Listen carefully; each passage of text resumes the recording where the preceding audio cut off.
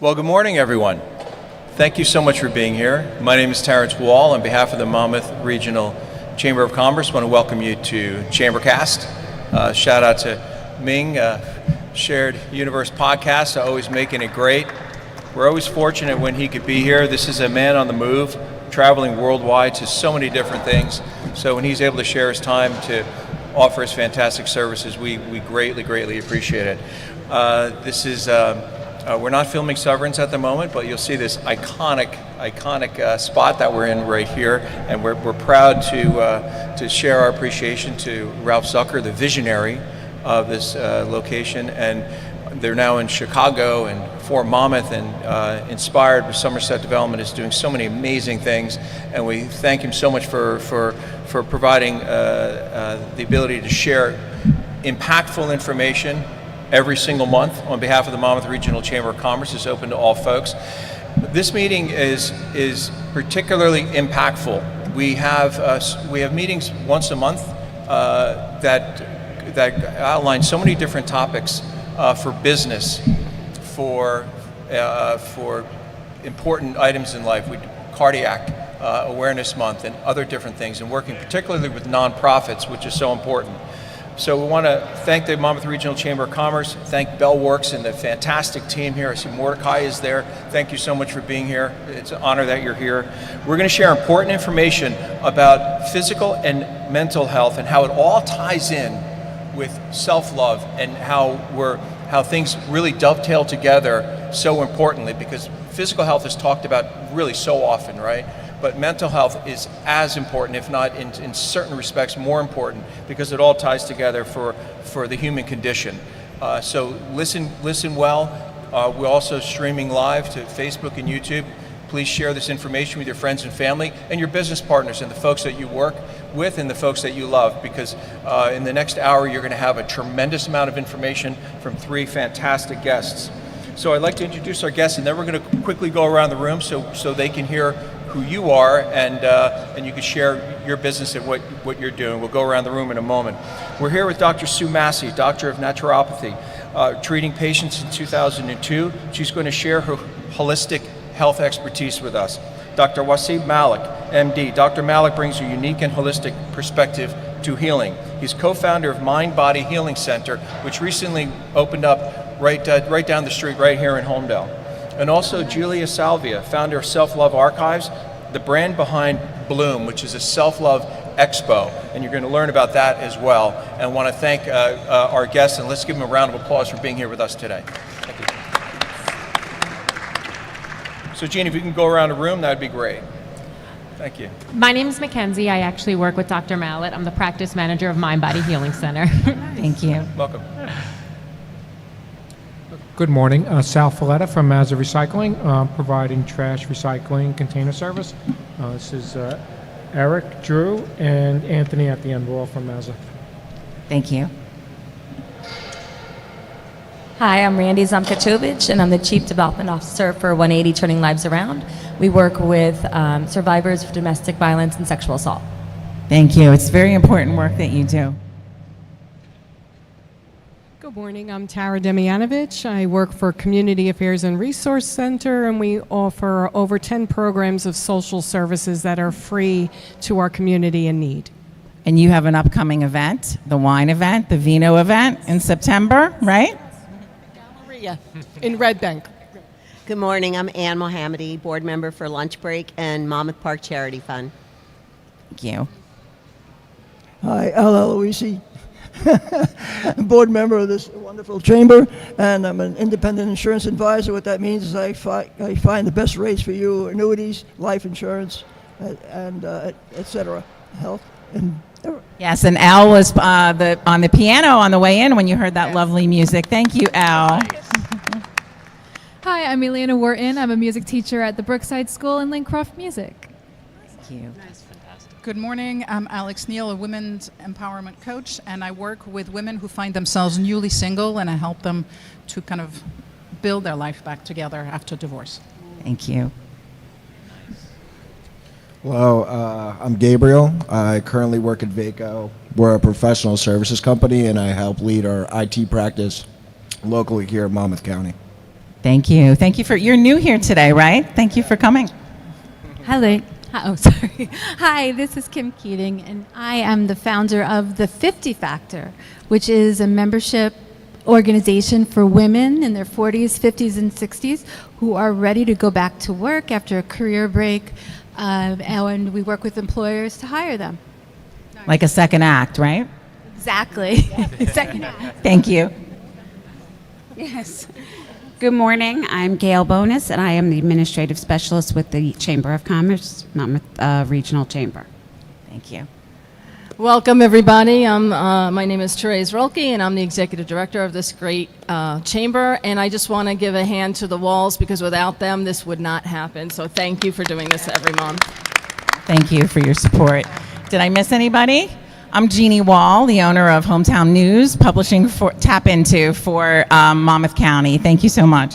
Thank you very much. And I'm Terrence Wall. I'm not your humble host. I'm Vice President with Marsh McLennan Agency, working in insurance brokerage, retirement plan, and private client services. So I'm going to do a little more extensive background, and we're going to dive right in. Okay, so I'm going to talk a little bit faster. I want to get all of this in, so you know from whence this information is coming, because it's all going to dovetail together. And when you leave, you're going to be leaving with powerful, insightful information. Dr. Sue Massie is a board-certified naturopathic doctor as well as a certified natural health professional. Has numerous healthcare certifications. Her passion is not to treat her patients, so to speak, but instead to identify the root cause of the symptoms, teach them how to detox, cleanse, nourish, and rebuild their health. She says, my mission in life is to empower, inspire, and assist others to live vibrant, healthy lives. Each person is unique and must be approached with an individual program with the utmost care and compassion. No matter what the diagnosis is, or even if someone doesn't know what the problem is, Dr. Massie has stubborn determination to dig down to the roots of suffering and address underlying issues. She inspires her patients towards joy, peace, and love by helping to restore their health to a natural, balanced state. Thank you for being here.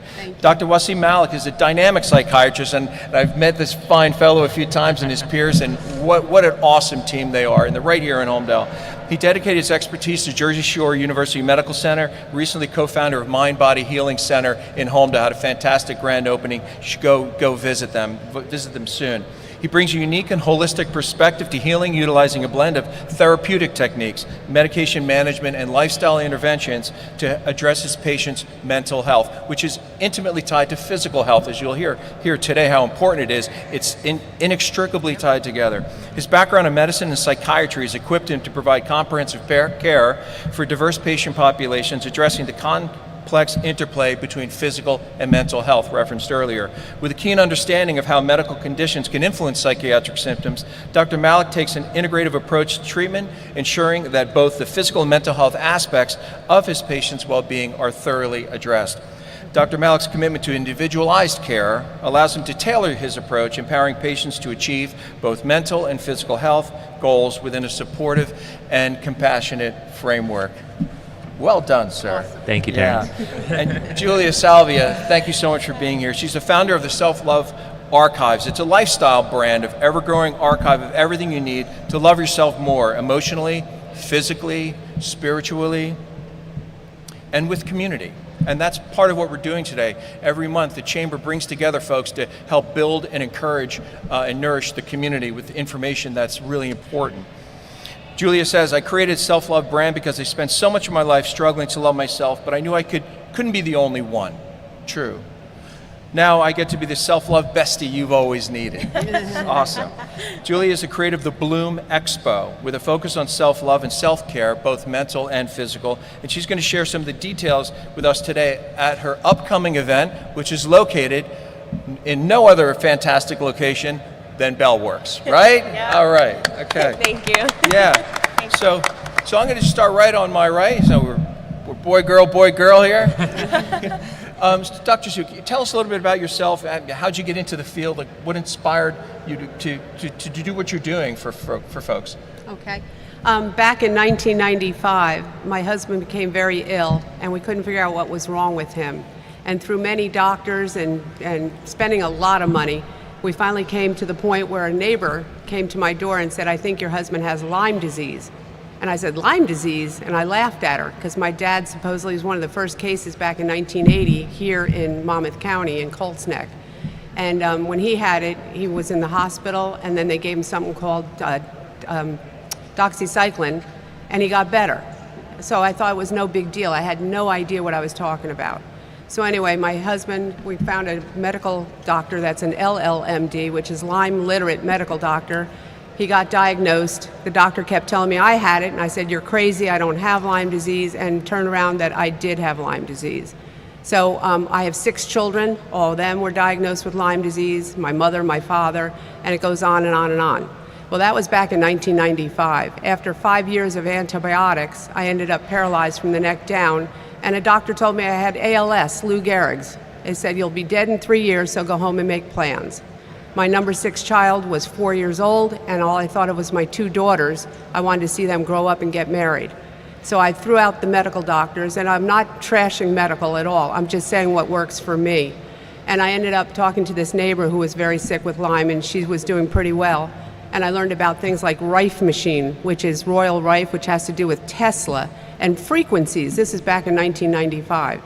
Or this was 1999 actually. But anyway, obviously I turned around from being paralyzed, and a couple years after that, in 2005, I was diagnosed with breast cancer. I was like, oh my goodness, okay, here we go, round number 2. This went on and on and on. Back in 2021, I was diagnosed again with breast cancer, and just this past Good Friday, they told me again I have breast cancer. I keep telling them I do not have breast cancer. Okay, I will not do mammography. I did it twice, because they scared me so much in 2021. I said, all right, I'll do a mammogram. And they came back and they said, there's nothing here. And I said, I told you so. Now I just went through the whole thing again with ultrasounds and MRIs and all kinds of stuff, and I will not do it again. I'm done. But I also dealt with sciatica, severe sciatica, where I couldn't walk for 5 months. I've been through a lot. So that inspired you to get into the field. Yes, where you're in. yes. So back in 95, I was so obsessed with what was wrong with my husband, and then I found out myself, realizing that I actually had Lyme since at least I was 10 years old. I had a lot of problems growing up with strep, hospitalized, all kinds of stuff. And so I decided, my husband said to me 5 years into it, you should do this as a business. And I was working for the airlines. I had my cosmetology license. I had all these licenses, raising 6 children. So I said, all right. So I started, charging people like $30, and then I'd share a lot of information, of all the information that I researched. And this is when the internet was new, back in the mid-90s.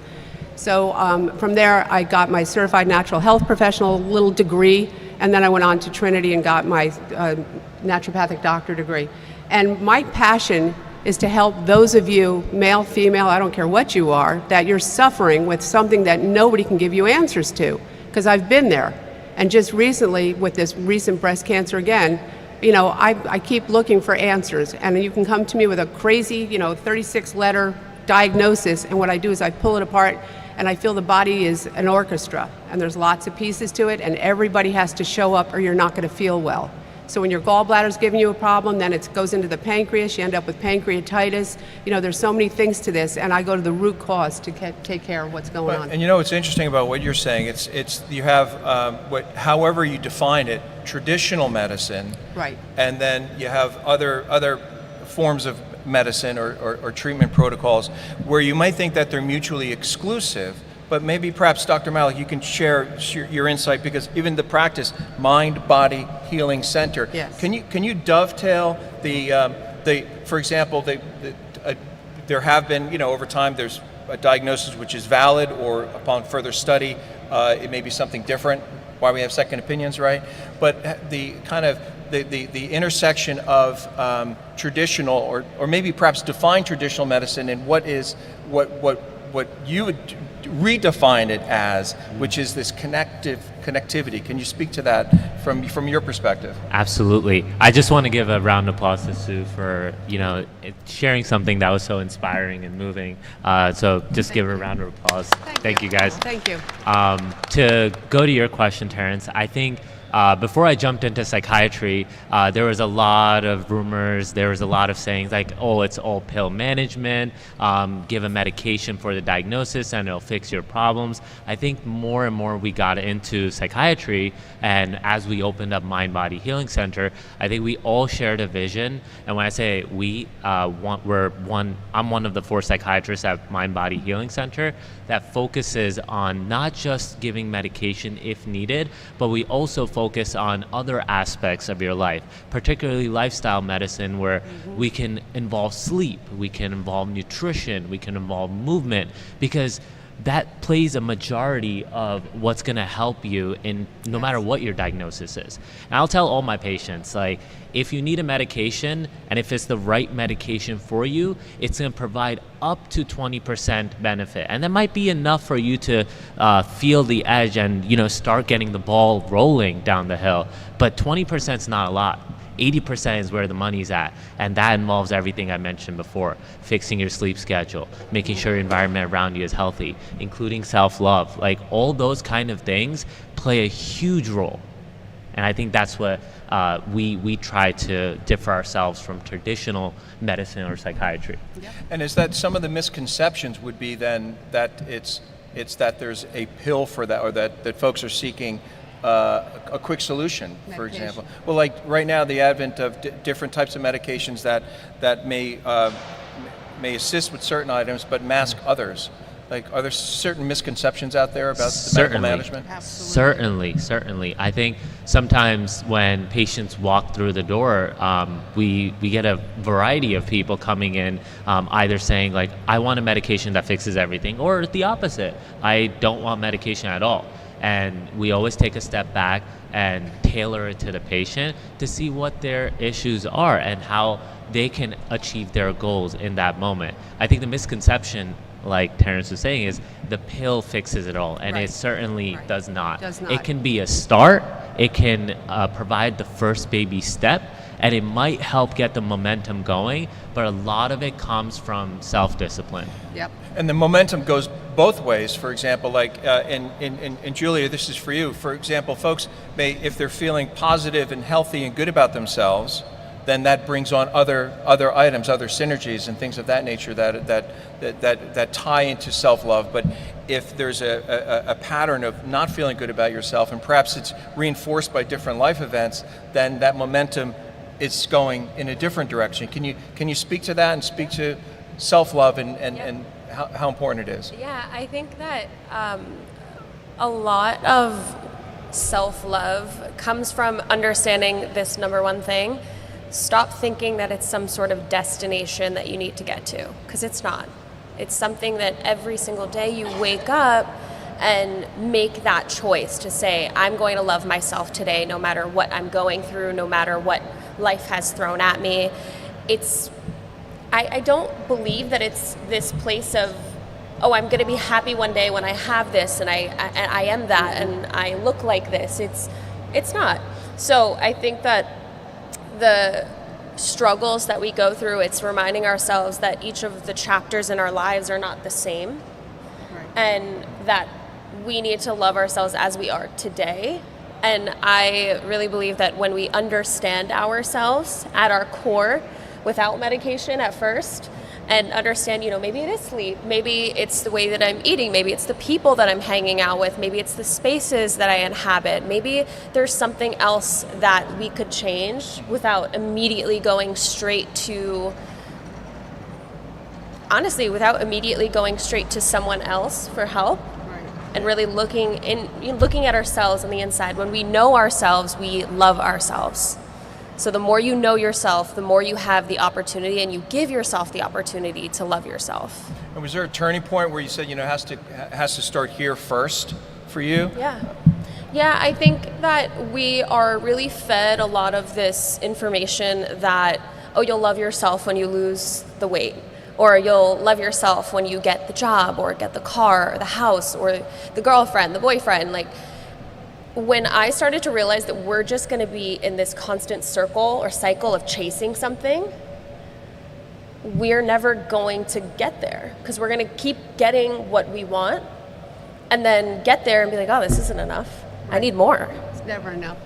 It's never going to be enough. If you don't love yourself right now, then everything else that comes after will never be enough. Thank you for that. Of course. When folks are feeling challenged and they're at an inflection point, and they're trying to navigate, while every situation is very unique and different, what are some of the general points where folks are contemplating whether it's a medication-oriented item, Well, it's for the doctor to contemplate that for them, with them in conjunction. But where is that delta of when you're, for example, sleep clearly, but why aren't you sleeping? What stressors, and tying to the cortisol levels and dopamine, serotonin, and things on the medical nature. Where is that dividing line of having medications bridge you to somewhere else, or other than individual philosophies, fully for it, fully against it? Can you tie those together a little bit of what patterns people might look for in their own world, and also where do they begin? A lot of folks generationally seeking out mental health, that's not something that they're comfortable doing. Like, how do folks move to that other place where they're saying, my physical body, my mental body, it's all one? Can you speak to that a little bit as well? Certainly. I think the nexus between like seeking out help versus, I can do this and this is just at the edge of my discomfort and I'm going to grow from it, is extremely nuanced. So I'll try to explain it in the sense of functionality, because I think it's different for everybody. Everyone has different goals. If you find yourself consistently not being able to meet your goals and you find extreme distress where you feel like you're regressing or going backwards and it's leaking into multiple domains of your life, I think it's time to get a little bit of help, whether that's medication, therapy, or at least seeking a consultation in order to get back on track. And it might be momentary. It doesn't mean that you start medication, you stick with it, or you start therapy, stick with it. You might stick with it, but you have to start getting that ball rolling so that you can get back on track. And I think it's hard, Terrence. I think finding the answer that it is time for you to start Googling whether you're looking for a therapist or a psychiatrist. I think you have to take a step back and possibly even ask the people around you. Like, ask them for help first, ask them how you're doing, get a vantage point, get a relative point to see how you're doing, because sometimes being alone in it can be daunting. Yeah. Right. And maybe Dr. Sue, acute issues versus chronic, like a certain thing, I'll give you, not medically, but a job transition, or a change in status with a marriage, for example, or maybe a death in the family. There may be a birth, right? There may be something of fantastic wonder. It's still trauma.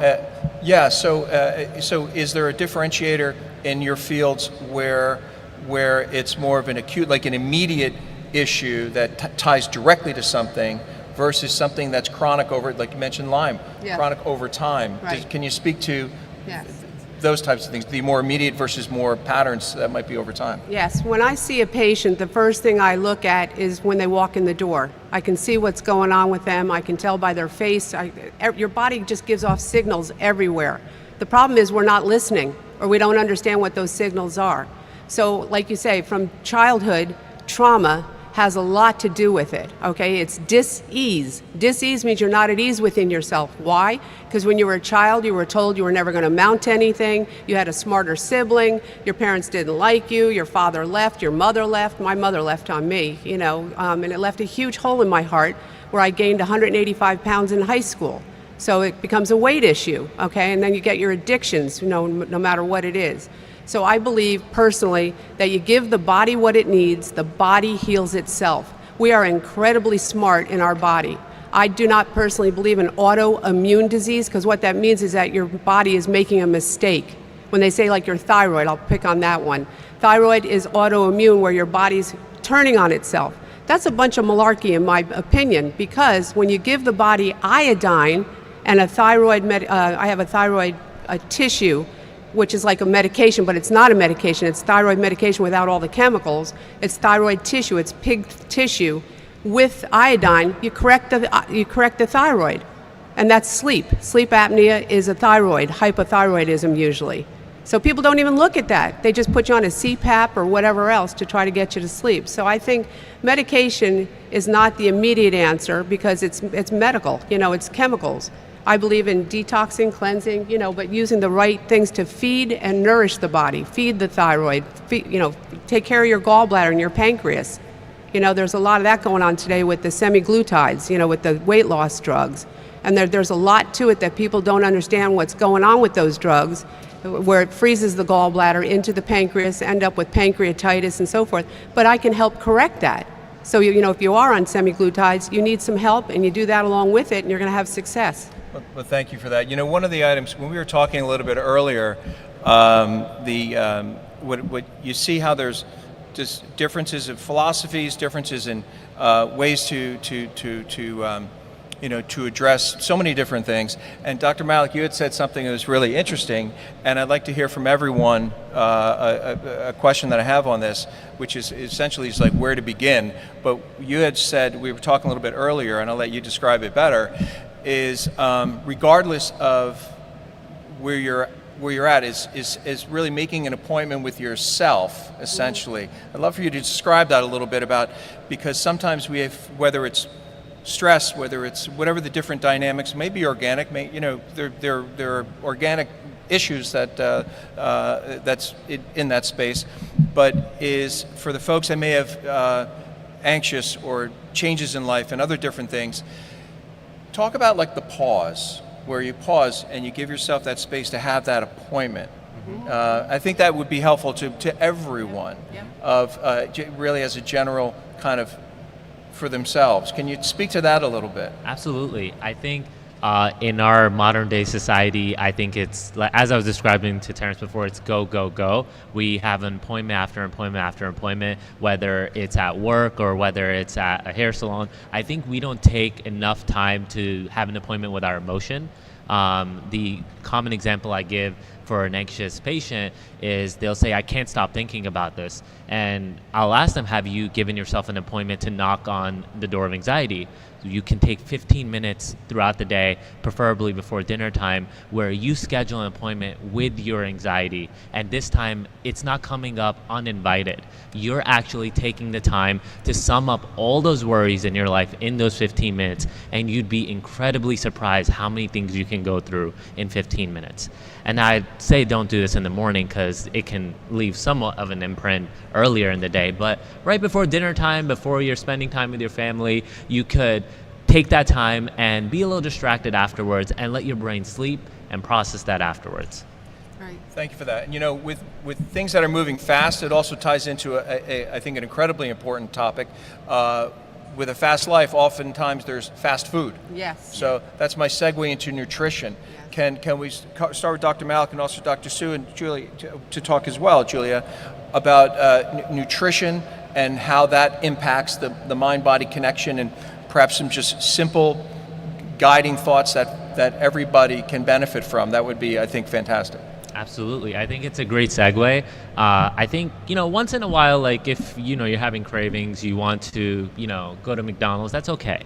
But I think once the pattern begins where you're just relying on fast food, you can have certain nutrition deficiencies that look like mental health conditions or can worsen something that's underlying. And I think that's where the lifestyle medicine piece comes in, that before you start a medication, you look at the fuel that you're giving your body and start there, because a lot of the times it might just correct itself once you're treating your body like a temple.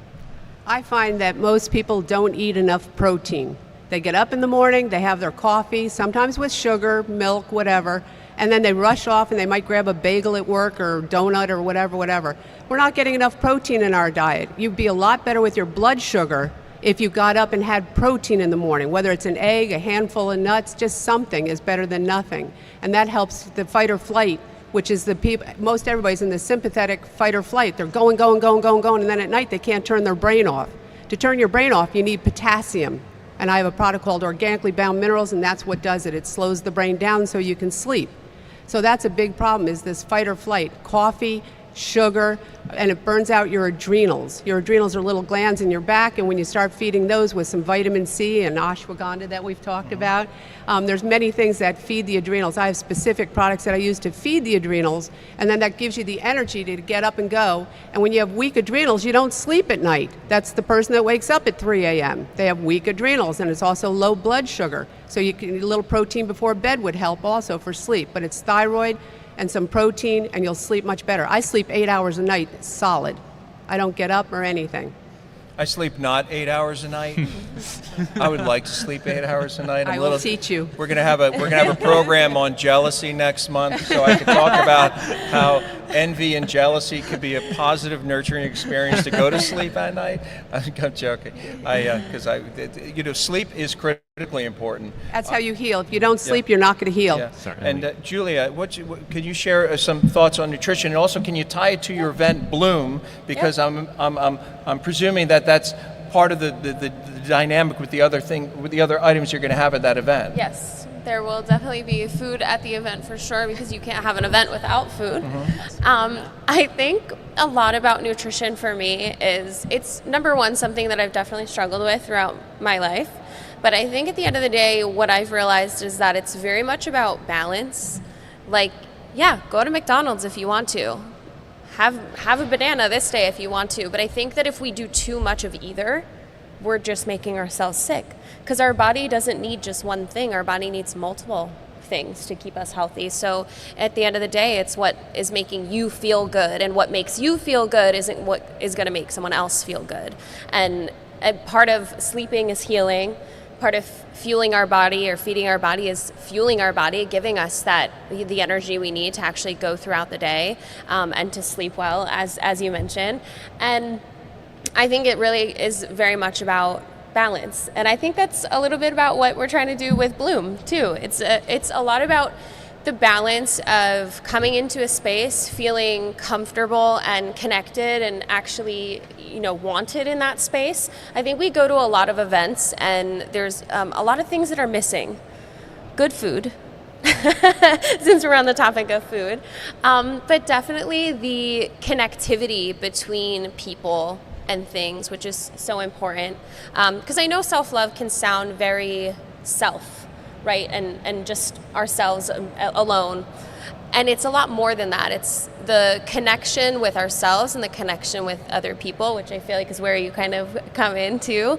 And hearing someone's opinions about you. Like it's like an outsider looking in. It's sometimes hard to look at ourselves and understand who we are when we have so many thoughts running through our mind all day. And at Bloom, we try to provide that balance between a curated shop with things that are valued in health and wellness and self-love, but also having these spaces that are asking you to go deeper with yourself. So an activation that's asking you a question, like what would you say to your 15-year-old self? Something that we don't think about all day, but something that could really have such a large impact on maybe why we're having anxiety and why we might need those 15 minutes a day, or maybe why we are getting sick and we just don't understand why. And are those some of the differentiators between Bloom and other events? Yes. So if you were summarizing, what are some of the key differences with your event and other events? Sounds like it's a very unique style, a very unique benefit. Yeah. So something with Bloom that's really important is we are taking 3 types of events that everyone loves and kind of bringing them into a melting pot of a space. That's vendor events. We know and we love our small businesses and love connecting with these people that put so much work and time into their product or their business themselves. Expo events that you would go to in the city, these big giant events that you go to at the Javits Center, where I said it before, I am not a big fan of going to the city anymore, so we want to bring these closer to home, and Bellworks just seems like the perfect place to do that. And then influencer events, actually. When we see these influencers and creators going to these really cool events, you're like, why can't I go? Well, we're bringing it here to Bellworks and kind of melting all of the good things from those events all in one space. So the ability to partake in activations, really cool photo ops with, of course, a ton of flowers because it's called Bloom, and then food, drinks, all that fun stuff. And then some brands and businesses will be giving away free products at the actual event itself, similar to the way that you would experience at an expo event. There'll be hand massages, lots of small businesses actually, offering their services for free, so you can get to experience their business or their brand. Well, what's wonderful about that and the work that everyone's doing here is that, if you notice, it's reaching out to the community, because I think it's very difficult for folks kind of crossing that Rubicon, so to speak, to say, you know what, I need help. And then what kind of help might that be? Not knowing where to begin, and then also trying to navigate do I have coverage? How much are these kinds of things? A natural, I think, well, my opinion is kind of a natural resistance to go in and ask how much is this and what would that be and what kind of budget do I need and that sort of thing, and whether something's covered or not, and where do you start? Right. So I mean, this is a compliment to your business, your new business, Mind Body Healing Center, is that you attended chamber events, Monmouth Regional Chamber of Commerce, which I think is very unique and special that you did that and do that, and because I want to ask you what you learned from that, because oftentimes it's folks coming to you, booking an appointment. Oftentimes the appointments, you may not be able to, you may have an issue right now and you need help right now, and you're not able to be seen for weeks. And the disincentive in the marketplace where someone may just kind of default to continuing to suffer on their own. Where here, you're coming out, you're in the community. Can you share what you're learning by that interaction, and how does that inform your practice?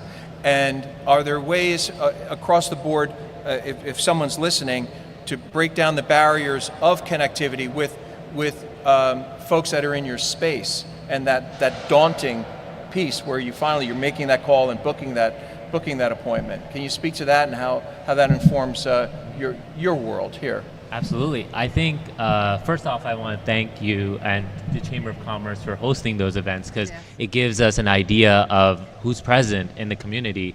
And what we've learned from that is there's a bunch of organizations out there, there's a bunch of people that are willing to network. I think the time is where we have difficulty. I think working 9 to 5, working throughout the day, and finding time for yourself to schedule an appointment is incredibly difficult. So I think keeping that in mind for Mind Body Healing Center, we want to be able to focus and accommodate to our patients' needs. That includes evening hours, that includes weekend hours, the willingness to accommodate so that we can get an appointment with you. Because I think harder than being able to find a psychiatrist is, harder than that is being able to find an appointment with a psychiatrist, because not only is there a long waiting list, but you also have things in your schedule from a normal day-to-day work. Thank you. Want to say anything about it? For me, I just make myself available all the time, it seems. I could be at the Acme standing in line and somebody will turn to me and ask me a question and about their health, believe it or not, and I'm just standing there minding my own business, and all of a sudden I'll say, well, as a matter of fact, I'm a holistic doctor. So sometimes I just turn my back and just say, oh, I'm sorry, I don't know anything about that. No, sorry. Like you were talking about, we're all extremely busy. You know, everybody's busy. I have 6 kids and I have 12 grandkids so far. So life is very busy, and I work 60, 80 hours a week. So life is very busy. I don't plan on retiring anytime soon. I'm coming up in a very short time to 70, and I've just got a long ways to go as far as I'm concerned. So I make myself available. I have been the patient. I have had horrific things going on with me, my husband, my children, and so forth, and not getting answers, going from doctor to doctor. I had a severe rash on my face since 2017, and I saw 38 doctors, and not one of them could tell me what it was. I knew it was a parasite. I started treating myself a couple months ago for a parasite, and it's gone away. But I've told them over and over I have a parasite. They don't believe in it, medical world. They don't believe in Lyme disease. So when you keep being told that it's you, it's all in your head, you start to think it's all in your head. And I think that has a lot to do, like you talk about, with the mental. When we have a tape in our head, and I'm thinking of the old 8-track, but that's way before most of your time, but way back in the day, before cassettes, before CDs and all the rest, there was 8 tracks, and you put the 8-track in the player and it just went round and round and round. It would play an album and it would just keep going. That's what I say is in our head, an 8-track. What we have to do is pull that 8-track out of all the negative things that we've been told in our life. You can't, you're not, you're ugly, you're fat. I've been called all these things, so I get it. It's wounding very deep to the heart, and you don't get rid of it. That's the problem. So you got to pull those tapes out, get rid of that negativity, and start putting the positive in, like you say, Julia, the love, the self-love. There's a beautiful verse that we are beautifully and wonderfully made. It's Psalm 139 in the Bible, but when you read this stuff and you start getting the positive in your life, that's what changed my life for me. And I had a terrible weight problem, so I know exactly. I've been anorexic. I was down to 98 pounds back in 2000, almost died. And I've been up to 185 pounds, so I know about weight all too well. So I have a very deep heart for that as well. But nutrition and healthy things, think about what you're putting in your mouth. And the one thing I want to just say is I challenge anybody that's watching this, or you people here, is go home and tomorrow get a blank piece of paper and a pen, and whatever you put in your mouth all day tomorrow, write it down. You'd be shocked of what you eat in a day and what you put in your mouth, whether it's candy or coffee or whatever. Just do it for one day. You'll see you're not eating any greens. That's the thing. That's a journal I think I might want to keep in my briefcase instead. Yeah, so listen, awesome information. In a couple of minutes, we're going to open it up to the folks with questions. They may be questions that you have. They may be questions for a friend. It's all good. And I do want to ask, there's so much happening from a technology standpoint, AI and all these other different things. I mention that because it's getting involved in all kinds of different businesses and efficiencies. But in general, can you share what the next big thing is for your company, for your business, what the next big thing is that you see in the mental health arena in 2025 and beyond? That and even just from education and communication with folks, the new paradigm perhaps that you see. Certainly. I think it's all the things we mentioned before, but to put into two words, personalized psychiatry. Yes. I think being able to focus on the individual outside of just the problems that they're bringing in, focus on their sleep, focus on their nutrition, how much movement they're doing, being able to let them absorb the environment that they're in and work around that to meet their goals. And if we need medication to provide as a crutch early on to do it, we can certainly add that as well. But being able to look at the whole picture and the whole person, I think is the next big thing for mental health. Okay. So Julia, yeah? I was going to say, to kind of a point right before, is when we make time for ourselves, I believe that we allow for more time to do everything that we need to do. I think what's interesting about technology now is I think that the world is forever changing, and there's always going to be these things pop up. As someone I've been a content creator for I think 14 years now, so a really long time. So I've seen it go from Instagram to TikTok to all these different places. And sometimes when these new things come about, technology-wise, we're kind of uncomfortable to just jump right into it because we're like, oh, not another thing. But when we allow and we're open to the possibility, and this goes beyond open to the possibility of, working with a holistic doctor or working with, a psychiatrist, when we're open to the possibility of how this could potentially help us, we are, allowing ourselves the opportunity to maybe heal or to maybe figure something out or learn more about ourselves. Is that part of the mindset of I need to fix this myself? I should not require. I mean, is it allowing yourself that the strong approach is to, just like in an industry where you're hiring the best people to help push the company forward, that you need surrounding yourself with great people to help you is a position of strength rather than some folks perceive. Do they perceive it as they're seeking help because of a weakness? When it actually, does it not tie to a strength where you're identifying certain things within yourself? You say, you know what, I need this professional, I need that guidance, right? It's actually, is it not the opposite, really? That it is strong to seek those supports, and it is strong to say, I'm not an electrician. Right? If you're looking at the trades, or if it's something that has to do with the physical health or emotional health, that you're seeking the folks who have studied and learned and endeavored. And real life experience. Yeah. Real life experience is a big part of it. So there's a strength to mental health supports, and it's leaning into that. Would that be fair? Absolutely. Certainly. I think it's been since the dawn of our civilization. I think the hunter-gatherer times we've all worked as a community. I think it's a sign of strength if you're trying to include more people in your network and being able to seek out the help for certain things. Thank you. Julia, were you going to say something? I was going to say, I don't think that there's a term, I don't believe that we need to fix ourselves. I think it's just about living in our bodies in the way that it's meant to be. Beautifully said. Thank you. And there was a message I also wanted to share too. I know you brought up AI before. I think as technology continues to grow, as AI continues to get advanced, the message I'm going to share is treat it as a compass. Don't let it dictate a lot of the things that you want answered. See it as a tool of resource. If you're looking for mental health clinics around you, ask it to make a list and provide links rather than have it give you answers, because there are other experts out there that could help you for whatever you need. I have an interesting story to share. About 6 weeks ago, I had a young lady come to me. She's been coming to me for a couple of months, and she wanted to share something with me. I have a product called a heart sound recorder, HSR. What this heart sound recorder is a sensor, and I put it on the 4 points in your chest to check your mitral, your tricuspid, your aortic, and your pulmonary valves in your heart. And through that, I can tell all that's going on in your body. Okay, it's your rate, rhythm, and tone of your heart.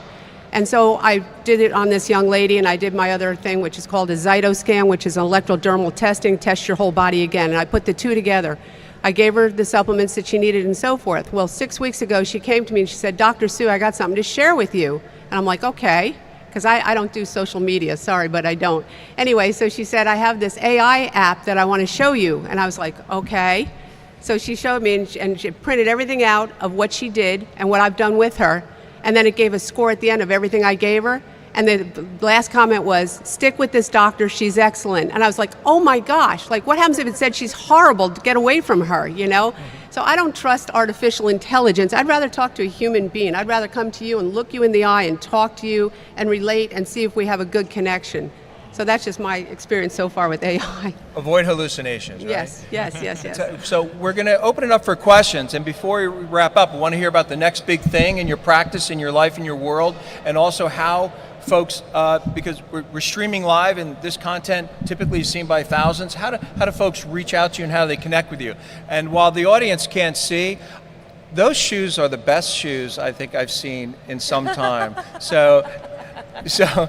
So fashion, this is also, the fashion is incredible. So there's more to come on that. I have to say. That's Mind Body Healing Center. That's Mind Body Healing Yeah, and it's about the jealousy. You're jealous of those shoes, right? Yes, it's more jealous. Start from the bottom. I want to, I need to buy a pair of those shoes and have 8 hours of sleep. Yes. So, I have a quick question.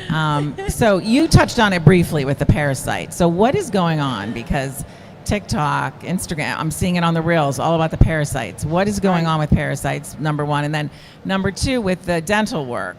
Oh boy. That they're now talking about, like if you have root canals, get them removed. If you have, so I'm like, oh my gosh, what do I do? I'll tell you what's real happening? Real quick. Share briefly and then real quick. I just spent $26,000 on 3 implants. So I know all about root canals and so forth. They're dead teeth. Okay, so if a dentist says they want to do a root canal, you're killing the tooth, it's costing you thousands of dollars, then you get a crown put on, and then a couple years later you get a cavitation, which is a bone infection, which I had 3 of them. So I had to get them all pulled and implants put in, which was very expensive.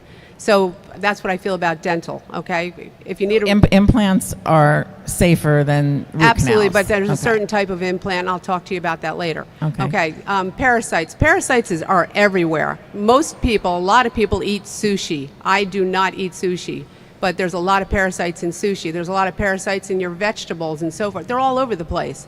And the problem is we get them through infection. When you get also Lyme disease, there's a lot of parasites with that as well. So we just pick them up everywhere, and then everybody's going to ivermectin and fenbendazole, and that's not the answer. There's specific treatments for specific parasites, and I'll say that. Okay, thank you. Another question? Jeannie, open up to the audience so we get a couple Anyone questions. have a question? Okay, I have another question. I think, I believe most of what is happening with people with mental health issues is unaddressed trauma. I just read something yesterday where most of the hardened criminals, the men in men's prisons, were sexually assaulted. It's like 70% of them were sexually assaulted so we need to talk about these things more, sexual assault. Oftentimes obesity, it's eating, and it might feel good, but there's sexual assault in a lot of the cases. Well, it's building a wall. That's what it's doing. Yeah, it's PTSD, it's unaddressed trauma. Mm-hmm. And it's great to talk about all these things, and that ties into 180, Randy, and what you're doing over there is very important. Absolutely. A lot of these women then get into domestic violent relationships, and it's just a very vicious cycle. But a lot of so. boys are sexually assaulted also, little boys. We don't Yes. address that. We always talk about women, and I'm not, I'm just, but men also, boys. Right. Well, like I said, like 70% of the hardened criminals have been sexually assaulted as a child. Question in the back? Behind you. Yeah. Jeannie, microphone. Thank you. Thank you. Welcome. Susan, what are your thoughts on using colloid silver as a treatment for parasites, for Lyme's? There's different varieties, and I won't name a specific one that I think is the best. I've been, had it IV and everything else. It's a hydroxyl silver. It's even smaller particle size than a colloidal silver. Colloidal silver is for antiviral, antibacterial. The one that I use actually kills COVID, okay, and H. pylori and all kinds of stuff, and Lyme disease. There's a lot of controversy with colloidal silver, homemade silver, and so forth. I had a gentleman that he made homemade silver. He was selling it, and I would not sell it. And he ended up with blue fingernails, and he ended up dying of parotid cancer of his parotid gland from silver. So you just got to be real careful of what you're putting in your body. And my husband's getting treatment in that, but it's from a doctor, and it's through IV. So Okay. that sounds like... Talk to me afterwards, and I'll tell you. Okay. I'll share. Okay, great. Thank you. Thanks. Go. Yeah. I came a little late, but what is your a supplement to take for like anxiety or something? Maybe you went over that already, but I just came now and I was a little late. With a quick disclaimer that all of this is general information. Yes. So like, Yes, it's not diagnosing, it's not treating. So, and what are the benefits of turmeric? If you Turmeric, yes. Turmeric. Yeah, it's an anti-inflammatory. It's fabulous. It should be taken with fenugreek because that's what absorbs the turmeric. So that's why when you buy cheap turmeric on the internet, or whatever, you don't know what you're buying, but it's saving you, it's $5, $10. You want the good stuff. So that's number one. Anxiety has a lot to do with like Julia says, not being sure of yourself, not being secure in who you are and what you are is a big part of it. It also has to do with toxicity, the toxins in your body. And our toxins are stored in our fat cells. Everybody thinks they're just going to do a water fast or take some green juice or whatever, and that's going to, fix you. That's not the truth. It has to do with toxicity and how you get rid of them. thank you very much. And so, it's just my general disclaimer that these sharing information today. I have a question, and then we're going to wrap it up with final thoughts. I want to talk about the children, the students, the next generation. I was on the Board of Ed for 7 years, and you see, trends and patterns in all school districts, whether it's how issues such as harassment, intimidation, and bullying are managed, whether it's the mental health and mental health supports, and there's been a keener focus on mental and emotional health, social and emotional learning, things of that nature. Do you see barriers coming down from your practice, or not an individual practice, but from the industry, where there is more of a focus? And what's the kind of follow-up question to that? What's the intersection? I know I have my own opinion of the social media and the scrolling and the dopamine of impacts as a layperson, but just what I see is the negative impacts, the tremendous negative impacts, and disruptive societal impacts of social media. And I guess what I'm driving at, not to do a deep dive in it, what would be some of the general guidance maybe for parents when they're with their children and they have busy lives, and things to take note of, and things that may rise to the level of, we need to address a topic individually or as a family? What are some of those items? So the 15-year-old self that would have that conversation with has the supports now, right? What would be some of the guidance that you would share with the parents that may be watching, or even the students that may be watching? Because we also have interns from the schools that come here, as you know. What would you share with them in their path moving forward?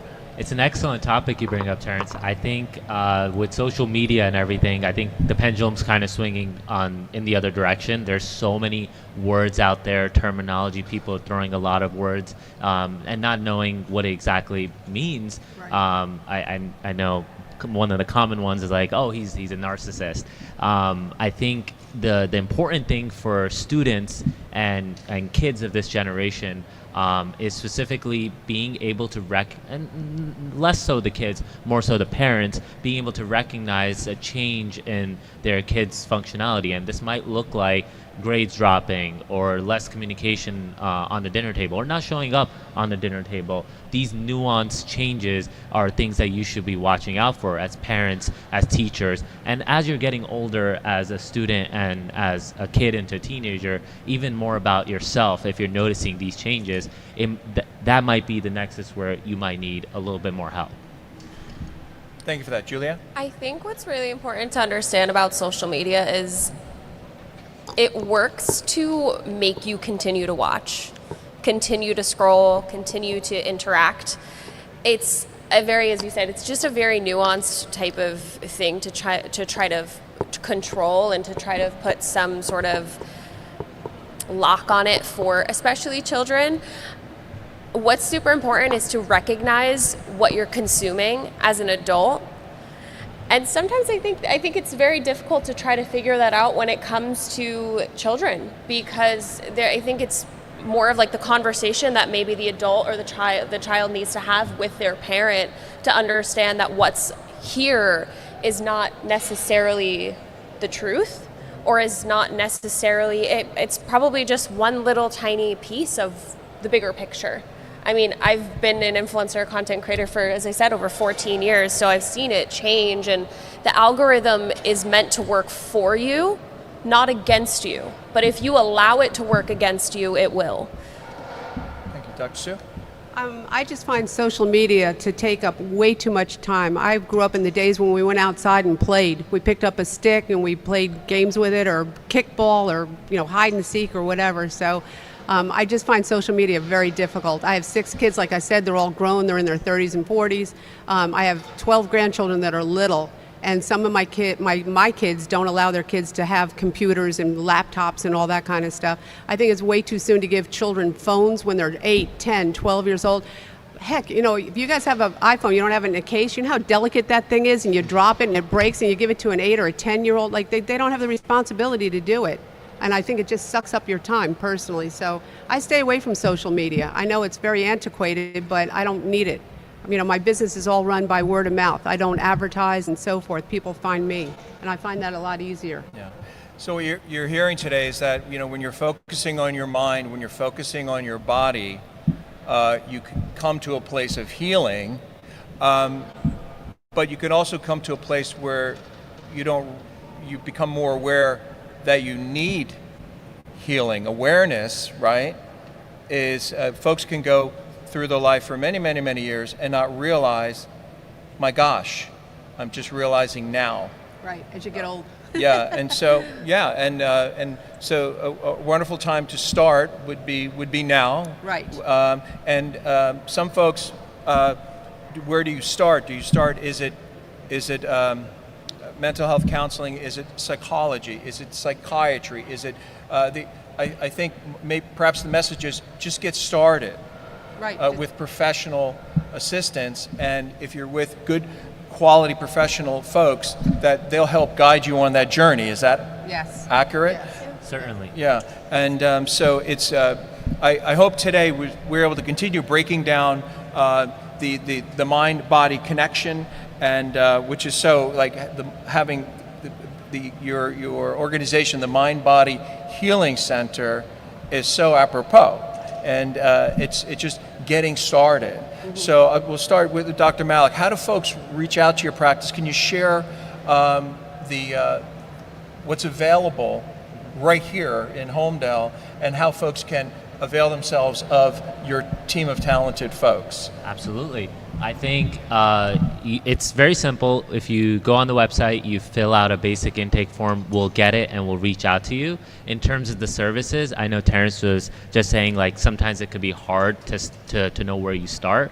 Our goal is to be able to include everything. So if you need just therapy, we can give it to you. If you need medication, or if you need both, we can get that to you. We also have some additional services if you're interested as well. We have aesthetic services, Botox, laser hair removal, We also have couples counseling if you want to branch off in that direction. And most importantly, we want to work around your schedule. So if you find yourself being really busy throughout the day and you want to schedule an appointment in the evening, we can certainly make that work too. Thank you. What's your message to anyone who's watching today about this topic? The message is simple. I think no matter where you start, if you find difficulty and you want to just get a consultation, we will help you thrive no matter what baseline you start at. Thank you so much. Dr. Sue, how do folks reach you? Okay, so my website is drsuemassie.com, and it's MASSIE, and that has all my information on there. I'm in transition. I'm about to open a new office at Fort Monmouth. I'm very excited about it, but we're not quite there yet. But I have an office right now anyways, in transition. My message is it's all about the gut. It's about your microbiome. The gut is the second brain. So if your gut's a mess, your brain's going to be a mess. So you got to fix the gut first. That's what I do. And I do it by intake with different machines and so forth to see where you assess you, see where you're at, what's going on. And I have great machines also. I have Rife technology. I have pulse electromagnetic field. It's called a PEMF machine. Brings down inflammation in 3 to 6 minutes. It's amazing for all kinds of diseases or whatever you want to call it. So that's that. So my website for right now, and it has my phone number on there also, my email, so that's how to get a hold of me. Thank you very much. And Julia, your expo is going to be right here. Can you talk about that? And how do folks stay in touch with you as well? Yeah, for sure. Yeah. So Bloom, a self-love expo, an immersive self-love expo, is actually going to be downstairs at Bellworks. We're expecting over 600 to 1,000 people for that day. It's on September 28th. From 2 to 8, and it is a day that you deserve. You deserve time and a day for yourself to love yourself more. Tickets are available at theselflovearchives.com, and everybody goes home with a goodie bag. Can I say something? It was the best goodie bag. I went last year. I think it was in Long Branch, right? It was, yes. First of all, I didn't really understand what I was going to. I walked in. The energy was unbelievable. Thank you. Hundreds of people, entertainment, great food. But I left with this swag bag that was like no other at any event I've ever been to. We have 4 children, three are girls. They were like, "What? Where'd this come from?" They were fighting over everything in the bag. So it's an amazing event. It really is. Thank you. Well, thank you for that. And I hope everyone felt they got some powerful information that they can use today and take with them to their businesses, to their family, to their friends. I want to thank Dr. Sue, Dr. Malik, and Julia for being here today. A round of applause for our guests. Thank you so much. And Monmouth Regional Chamber of Commerce, we'll wrap it up with Therese, if you could share some of the upcoming events. And we're going to wish everyone a fantastic end of summer and week. The end of the summer, that's hard to swallow right now. No, give me Halloween. Give me fall. Okay. I do love fall, but I still enjoy the pace of everything through the summer. I want to thank the 3 of you because each of you serves a purpose in our lives, and it takes a village to take care of ourselves. So thank you for sharing. Thank you for doing what you do. I'm so happy you are here. I'm excited about Bloom. Thank you. I have something to do early in the day, but I'm going to make sure to come when I'm done. Okay. And we'll all be talking again, and I look forward to collaborating with all of you. And again, thank you to Jeannie and Terrence for this fabulous presentation. Without them, this wouldn't happen. And thank you all for being here. Thank you. Thank you. The address of Mind Body Healing, just so you share the address, right? Did you do that earlier? No, it is 2137 Route 35, Holmdel, New Jersey. I forget the zip code though. Yeah. 07733. Yeah. It's the building. It's across from the Kohl's Plaza, and the office is absolutely gorgeous. I was at the grand opening. It's incredible. The team is amazing. Just walk right in. I will mention two more things. Our 2 next big events. We have Caring with Karaoke. Our young professional group puts that on. It's on September 25th, 7 to 10 p.m. at the Wonder Bar. It gets fierce with the competition, but you don't have to be a great singer. We'll have open mic for those of you that just want to have some fun, and it is a fun night for a great cause. We're supporting the Girl Scouts of the Jersey Shore that night, so it's all online. Register or come have some fun with us. And then our last big event of the year is our Athena Leadership Awards. It's on Friday, November 7th from 11:30 to 2 p.m. It's a luncheon. And we are going to be honoring 11 women, 5 Athena Leadership Award finalists, and actually we have 6 Young Professional Leadership Award finalists, and we'll announce the 2 recipients in each category that afternoon. It's a great event, and we're also giving the Still Enhancing Community Impact Award to Big Joe Henry of 101.5. So he will be also there with us to celebrate everything that we're doing with these women that have done great things in the community and in their business and supporting and lifting other women up. So Thank you, Therese. And to be remiss again, thank you, Ming Chen. Thank you, Ralph Zucker. And thank you to our guests for helping build and support a community and helping everyone really, truly thrive. Really appreciate your time. Round of applause for everyone. Oh, welcome. And for all the folks who attended, thank you very much and have a wonderful, wonderful week. Thank you so much. Thanks, Jeannie. Thank you.